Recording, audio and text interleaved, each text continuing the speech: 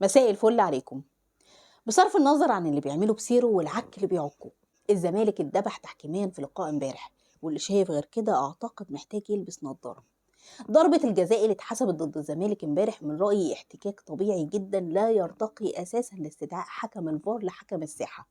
ولو قانون التحكيم بينص على احتساب ضربات الجزاء باللمس، يبقى كان من باب اولى حكم الفار يستدعي حكم الساحه في التدخل ده من لاعب البنك الاهلي ضد حسام عبد المجيد، واللي التدخل مش مالي عينيه يبقى على الاقل يستدعيه، لان الكوره هنا جايه في ايد مدافع البنك الاهلي وايده مفروده. وبعدين يا عزيزي، اللي يحسسك ان الموضوع فيه تعمد من قبل حكم الساحه قبل ما يكون فيه تعمد من حكم الفار هي اللقطه دي.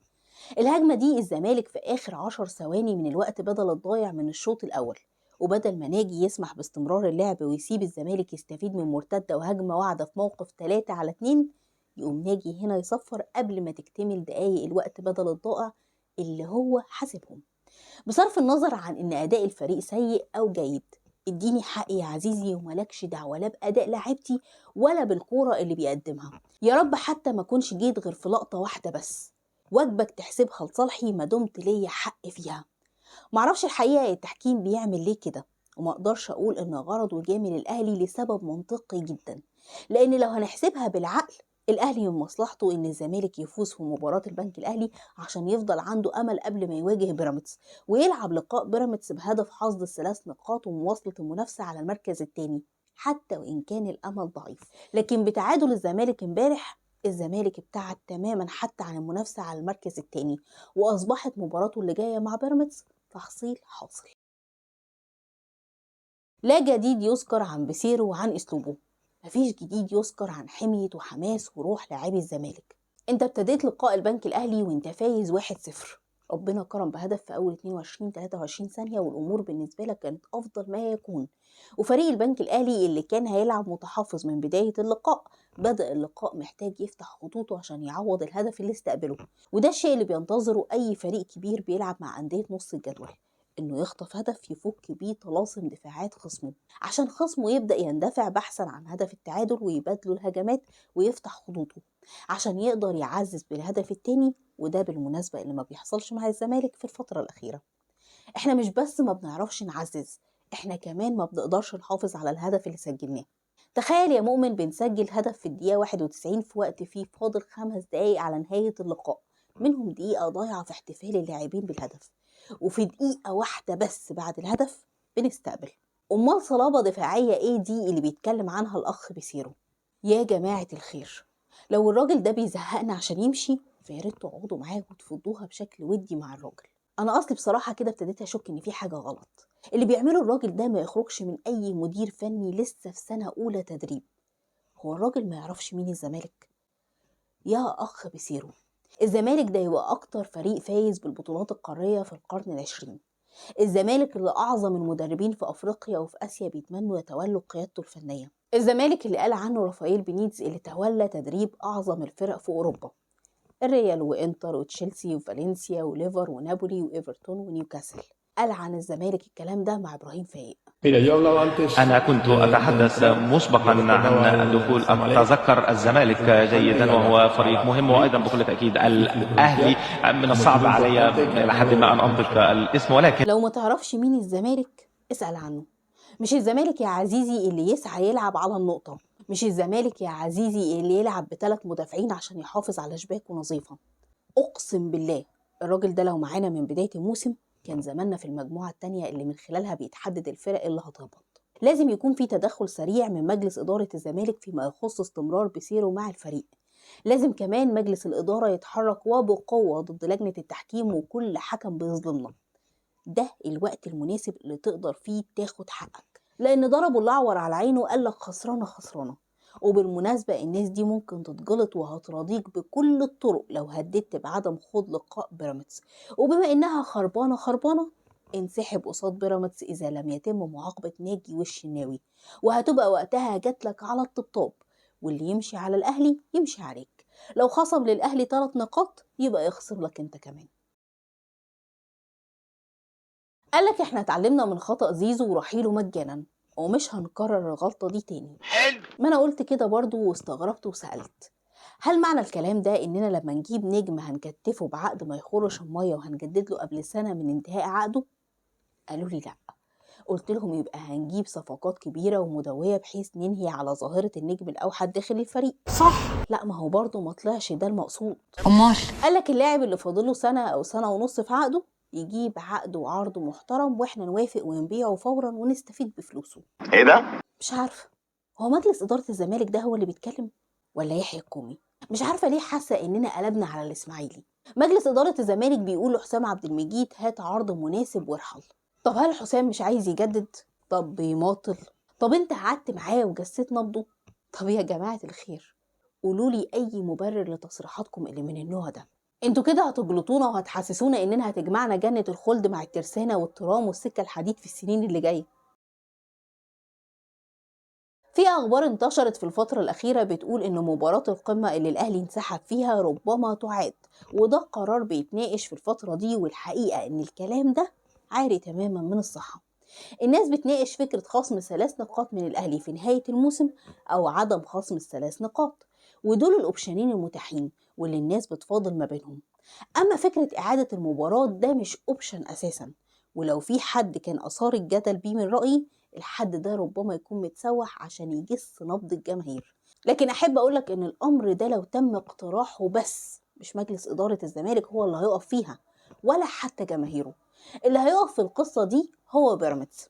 أنا يؤسفني أقولك إن الاقتراح ده لو شاف النور هيحصل حاجة من الاتنين: يا إما السيد سالم الشمسي هيلم عزاله ويبيع النادي ويسيبها مخدرة، يا إما هيوقف لنا النشاط في مصر وبعدها برضه هيسيبها لنا مخدرة. الموسم ده هو آخر أمل لسالم الشمسي، ولو ضاع منه درع الدوري بسبب ظلم اتعرض له بأكد لك إنه هيشد الرحال ومش هيقعد فيها تاني ثانية واحدة. ده كان من رأيي القرار اللي بيتناقش وموقف ملاك بيراميدز من أي قرار يخص إعادة مباراة القمة.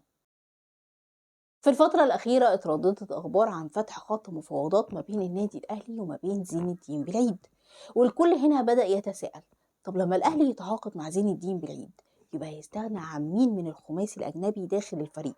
واللي هم كالآتي: أشرف بن شرقي، أشرف داري، محمد علي بن رمضان، وجراديشيار، وديانج. وفي نفس اللحظة دي انتشرت أخبار بتقول إن ديانج رافض العودة للنادي الأهلي من جديد، وجايب أكتر من عرض للأهلي على أمل عدم العودة من تاني لناديه. وبالمناسبة كل اللي بيتردد عن عدم نية ديانج في العودة صحيح، وديانج بالفعل رافض العودة لأسباب تتعلق بعدم مشاركته قبل رحيله. ديانج أصبح عنده فوبيا وقلقان لا يرجع الأهلي يلاقي نفسه ما بيشاركش وبيتراجع مستواه من تاني بسبب ابتعاده عن المشاركة. لكن خليني أقولك إن ديانج يقول اللي يقوله: الأهلي أخطر اللاعب بعودته في نهاية الموسم ومشاركته مع الفريق في كأس العالم للأندية، وده قرار نهائي من جانب مجلس إدارة الأهلي، وبالتالي موضوع بالعيد بعيد كل البعد عن الحقيقة. وده بالمناسبة اللي أكده الإعلامي إبراهيم عبد الجواد من خلال البوست ده. ربما يحدث جديد في الفترة اللي جاية والدنيا تختلف، لكن الأكيد إن لحد الوقت اللي بكلمك فيه ده مفيش بالعيد. بالمناسبة أنا بشوف أحيانا إن في صفقات وأسماء لاعبين ما بتكونش مطروحة أساسا، وبعد ما الميديا بتتكلم عن مفاوضات بين اللاعب ونادي معين النادي بيبدأ يتحرك فعلا، والمفاوضات الوهمية اللي من خيال صاحب الخبر فجأة بتتحول لحقيقة. ربما يحصل كده في صفقة بالعيد، محدش عارف. وبالمناسبة الأخبار المنتشرة عن الثنائي البرتغالي المرشحين لخلافة كولر في الأهلي: الثنائي البرتغالي جوزيه جوميز وفيتور برونو المدير الفني السابق لبورتو، وده عشان ما تحيرش نفسك كتير ومحدش ياخدك في سكة البلجيكي والفرنسي والأسباني. وزي ما قلت وأكدت قبل كده، الأقرب وللأهلي عينه عليه وطمعان فيه لكن مش عايز يستناه هو جوزيه جوميز. ومش عارفة ليه حاسة كده، والله أعلم إن الأهلي هينتظره أو هيحلها ودي مع المستشار تركي آل الشيخ ومش هيكمل مع الفتح لنهاية الموسم. ولو إنه لو عمل كده هتبقى كارثة في حقه وهياخد سمعة ما يحبش أي مدير فني ياخدها، وهو إنه بيسيب الفرق اللي بيدربها في الموسم وبيرحل وبيستغل الشرط الجزائي في عقده، وبكده مفيش فريق ممكن بعدها يثق فيه. وبالتالي لو فشل مع الأهلي أو تركه لأي سبب يمكن ما يلاقيش فريق يدربه في أفريقيا وآسيا في الفترة اللي جاية، والله أعلى وأعلم. لكن تعرف ليه أنا بتضايق جدا لما بلاقي الأهلي بيجيب صفقات كبيرة ومدير فني كبير؟ لأن الأهلي يا عزيزي ما بيسيبش أي نجم أو أي مدرب كبير إلا بطلوع الروح، وهدفه الأول والأخير وقبل حتى ما يضم صفقاته الجديدة إنه يحافظ على القوام الأساسي للفريق. يعني مثلا لما الأهلي يتعاقد مع تريزيجيه وشرقي وزيزو وغيرهم من النجوم يبقى توقع ان الناس دي هتكمل مع الاهلي لسنين وسنين طول ما هم فيهم الروح وقادرين يقدموا مجهودات داخل الملعب. وده معناه ان الاهلي وقت ما هيوصل لاعلى ليفل مش هينزل عنه، ولما ما ينزلش عنه يبقى محدش هيقدر ينافسه. على عكس الزمالك اللي بمجرد ما نجم في الفريق يبدأ يلعلع بتلاقي الكل بيفاوضه. مش بس كده، ده انت بتلاقي مجلس الزمالك نفسه وقتها بيفاوضه عشان يرحل ويستفيد بمقابل مادي من ورا بيعه. ده اللي بيخليني اتضايق جدا لما بلاقي الاهلي بيضم لاعب جيد انا عارفة انه هيكون رقم واحد في مركزه، مش بس في الاهلي، ده كمان في مصر. فلك ان تتخيل ان الاهلي يلعب 4-5 مواسم جاية بلاعبين هي الافضل في مراكزهم، وبيتمتع بالاستقرار الفني مع مدير فني زي جوميز او زي برونو. انت فاهم انا متضايقة ليه؟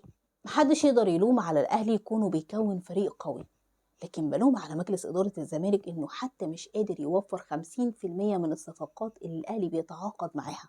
إحنا بقينا خايفين نتعاقد مع نجم أو مدير فني تقيل لما نعرفش نحافظ عليه. إحنا حقيقي بنواجه كارثة. في أخبار بتقول إن الزمالك دخل في مفاوضات مع مومو كامارا لاعب لتشايس البرتغالي ونجم منتخب سيراليون تحت 20 سنة، والصفقة دي ممكن أكد لك إن المجلس بيسعى فيها. لكن خليني أقولك إن مفيش محترف تحت السن تعاقدنا معاه خلال السنتين اللي فاتوا ونجح مع الفريق، وده بخليني مش دايما بكون ميالة لصفقات الأجانب تحت السن. لكن وماله، مش عايزين ننتقد شيء لسه ما حصلش وما تمش الإعلان عنه. في أخبار كمان متداولة وبشدة على الساحة بتقول إن الزمالك شبه أنهى الاتفاق مع كريم البركاوي لاعب الرائد السعودي، وبرغم ده في مصدر برضه من داخل الزمالك بيأكد إن كريم البركاوي بعيد كل البعد عن 100 عقبة لأسباب تتعلق بقيمة عقده الكبير واللي الزمالك مش هيقدر يدفعها له، برغم إن المجلس معودنا على إن مثل هذه الصفقات بيتكفل بيها رجل أعمال مش بيتحملها الزمالك. هو صحيح ده ما حصلش ولا مرة، لكن في العادي كان بيقولك السيد ممدوح عباس هيتكفل بصفقة فلان. هو صحيح فلان ده بعدها ما بيجيش ولا بنشوفه، لكن ده وقتها اللي كان بيتقال. فهل في مفاوضات فعلا مع اللاعب والمجلس مكتم وتعلم من أخطاء الماضي، ولا هتطلع الأخبار دي كلها فيك زيها زي الأخبار اللي قبلها؟ لو تسألني عن رأيي وعن سوابق المجلس هقولك مفيش بركاوي ولا حتى معاذ الحناوي، لكن لو هتسألني عن الواقع فالواقع بيقول إن لازم ولابد إننا نشوف في الميركاتو اللي جاي تحرك من مجلس إدارة الزمالك، لأن فكرة إن الميركاتو اللي جاي يمر مرور الكرام زي الاتنين ميركاتو اللي قبله مش هتكون اوبشن اساسا، لان الاهلي وبيراميدز بيضموا لاعبين بجوده عاليه جدا وهيكونوا في ليفل مختلف تماما في الموسم اللي جاي، خصوصا الاهلي. وعشان تحاول تجاري منافسينك يبقى لابد انك هتعمل على الاقل صفقتين 3 سوبر مع كام لاعب محلي عشان تجدد دم الفريق وتخليه على الاقل يجاري منافسينه بنسبه 50%، والباقي بقى هتسيبه للجماهير واراده اللاعبين. لكن لو المجلس ما اتحركش الدنيا حرفيا في الموسم اللي جاي هتخرب، وهتلاقي نفسك بتبتعد عن المنافسة من بداية الموسم والفريق بيقع وبيخسر من طوب الأرض، وهنا الجماهير هتطالب بإقالة المجلس، وهنا المجلس هيرحل بمزاجه أو غصب عنه. وده اللي مخليني متأكدة وبأكد لك إن المجلس هيجيب صفقات في الميركاتو اللي جاي تخلي النادي يقدر يجاري منافسينه، إلا بقى إذا كان المجلس مش فارق معاه استمراره واستكماله لدورته كاملة وقرر يضيق على نفسه بنفسه. بتمنى الأمور تمشي زي ما بنتمنى نشوفها، ونشوف الفريق في أفضل صورة ليه في الموسم الجديد، وبدعمنا هيبقى الأفضل حتى وإن كان سكواده مش محصل 50% من سكواد المنافسين. كابتن احمد شوبير بيقول ان شركة الكرة في الاهلي تواصلت في مفاوضاتها مع شركة اديداس لمرحلة متقدمة جدا، والاوفر بتاع شركة اديداس هيتعدى 8 مليون دولار ان لم يصل الى 10 مليون دولار. وبصرف النظر عن صحة الخبر من عدمه فخليني اقولك ان الناس في الاهلي بتشتغل صح وبتدخل فلوس كويسة. صحيح الفلوس دي ما تجيبش كم الصفقات اللي الاهلي بيتعاقد معاها ولا تدفع الارقام اللي بنسمعها، لكن على الاقل تخليك تجيب احتياجات الفريق. وده بالمناسبة اللي أنا بطالب بيه مجلس إدارة الزمالك. مش عارفة ليه المجلس الحالي بيعاند أحيانا وكتير بتطبل على دماغنا بسبب عنده. يعني مثلا مش هيجرى حاجة لو زملكاوي عايش في إحدى الدول العربية جاب لك عقد رعاية برقم كبير إنك تقبله. مش هيجرى حاجة لما لاعب تعاقد معاه المجلس السابق يعرض نفسه عليك وإنت ترجعه. لكن لأ، مش هقبل العرض ده عشان الناس ما تنسبش الفضل لفلان. مش هتعاقد مع بن شرقي عشان أمير ما يخرجش ويقول أنا اللي جبته الزمالك. مش هحافظ على نجم الفريق لمجرد إنه اكتشاف أمير. تنسين يا جماعة الخير إن البطولات اللي بيتوج بيها الفريق بتنسب للمجلس مش للاعبين. انتوا ناسين ان الاستقرار المادي للفريق بينسب للمجلس مش للي جاب عقد الرعاية للفريق. أتمنى إننا نشتغل بشوية إنكار ذات في الفترة اللي جاية. أقسم بالله الوضع لا يحتمل أي قرارات غير محسوبة، لأن وقتها هيتهد المعبد علينا وعليكم. عزيزي كابتن ميدو، مالك انت ومالنا بتجديد النصر لرونالدو من عدمه؟ مالنا إذا كان رونالدو بيسعى لتحقيق مجد شخصي أو بيعمل من أجل مصلحة الفريق؟ الناس دي متعاقدة مع رونالدو لأنه رونالدو، والأسباب تسويقية ومش منتظرين منه غير اسمه وقيمته ومشاركته مع النصر في الدوري السعودي. أعتقد إننا من باب أولى نتجاهل الأمور اللي تخص نادي النصر والدوري السعودي ككل، ونركز في صفقاتنا وفريقنا ومديرنا الفني وتوفير الأموال اللي من خلالها نقدر نتسند ونقوم من تاني. أعتقد إننا محتاجين نتكلم عن مستقبل الزمالك أكتر ما محتاجين ندي نصايح لغيرنا. أنا بقول من باب أولى إننا نوفر النصيحة لنفسنا. أتمنى إننا نركز ونستوعب مدى المصيبة اللي احنا فيها من إيقاف قيد بسبب بوطيب وإيقاف قيد بسبب باتشيكو، وضرورة التركيز على حل جميع الأزمات، ده بالإضافة لتوفير فلوس نقدر نتعاقد بيها مع صفقات تقوم الزمالك في الموسم الجديد، ونحل المصيبة اللي انت لبستنا فيها بالتعاقد مع مدير فني ملوش فيها زي بيسيرو، ونتعاقد مع مدير فني صاحب فكر يقدر يطور الفريق ونلبيله احتياجاته. يا ريت نبص للجماهير شوية ونستوعب ان الوضع بقى سيء للغاية، ومحتاجين نعمل شغل كتير في وقت قليل جدا. لماذا عاد زيزو إلى تدريبات الزمالك؟ هل سألت نفسك يا عزيزي زيزو رجع لتدريبات الزمالك ليه؟ باختصار زيزو شاف انه اصبح زي اللي بيضرب دماغه في الحيطة، والحيطة مش هتقع، وكل مادة ما هيكون موقفه القانوني سيء للغاية. زيزو عاد إلى تدريبات الزمالك بغرض إنه يثبت حسن نيته ويحسن موقفه القانوني ويقول أنا في التدريبات أهو، والزمالك ما ادانيش مستحقاتي وأنا بطالب بفسخ عقدي للأسباب دي. اللعب النهارده من وجهة نظري أصبح ما بين المستشار أشرف عبد العزيز وما بين مجلس إدارة الزمالك. جيم هيكون مليء بالذكاء والدهاء وبرود الأعصاب والكلاحة.